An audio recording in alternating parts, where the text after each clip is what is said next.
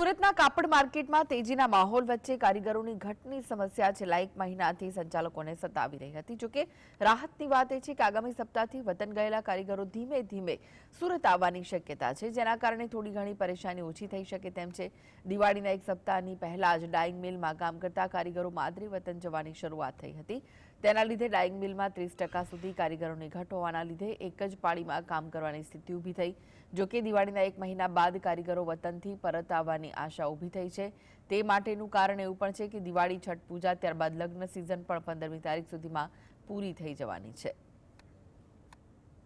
કાપડ માર્કેટમાં તેજીનો માહોલ ચાલી રહ્યો છે અને બીજી તરફ છઠ પૂજા અને દિવાળી સમય દરમિયાન કારીગરો વતન ગયા છે તે પાછા હજુ સુધી પરત ફર્યા નથી। ત્યારે ટેક્સટાઇલના આપણી જોડે પ્રમુખ ઉપસ્થિત છે, એમની જોડે વાત કરીશું। સાહેબ, જે રીતના છઠ પૂજા અને દિવાળી સમય દરમિયાન જે કારીગરો વતન ગયા છે અને એક તરફ તેજીનો માહોલ છે, શું કહેશો, એનું કારણ શું? એનું મોટામાં મોટું કારણ તો એક છે કે એ લોકો અત્યારે ગામ ગયા છે। દરેક રાજ્યમાં એ લોકો યુપી હોય કે બિહાર હોય, ત્યાંની પણ સરકાર પહેલાં એવું હતું કે વેપાર ઉદ્યોગ કે સ્મોલ સ્કેલ ને મીડિયમ સ્કેલ અહીંયા જ હોય। હવે બીજા બધા રાજ્યોમાં પણ સચેત થયા છે।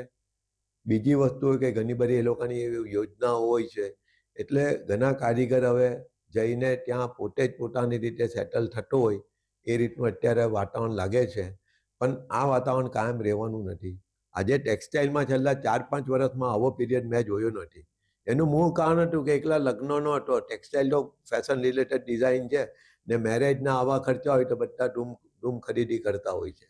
આ વખતે મેરેજની સિઝન ખૂબ હોવાથી ડિમાન્ડ પણ છે, બધું છે, પણ જ્યાં અમારું જે સુરતનું કાપડ છે, જે પોલિસ્ટર સસ્તું કાપડ છે, એ આવા નાના શહેરોમાં કે ગામડામાં જ વધારે ચાલે છે ને આ બધા કામદાર બધા એ બાજુથી જ વધારે આવે છે। એને લીધે આ વખતે પરિસ્થિતિ થોડી તકલીફદાયક છે।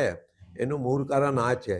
બિલકુલ, આ હતા ટેક્સટાઇલના જે પ્રમુખ, જેમને જણાવ્યું છે કે જે કારીગરો 10 થી 15 હતા તે હાલ અત્યારે 6 થી 7 જેટલા કારીગરોના કારણે અત્યારે કામગીરી જે છે તે કરવામાં આવી રહી છે। ટેક્સટાઇલ માટે પણ એક ચિંતાજનક બાબત સામે આવી રહી છે। સાહિદ જગતાપ, GSTV।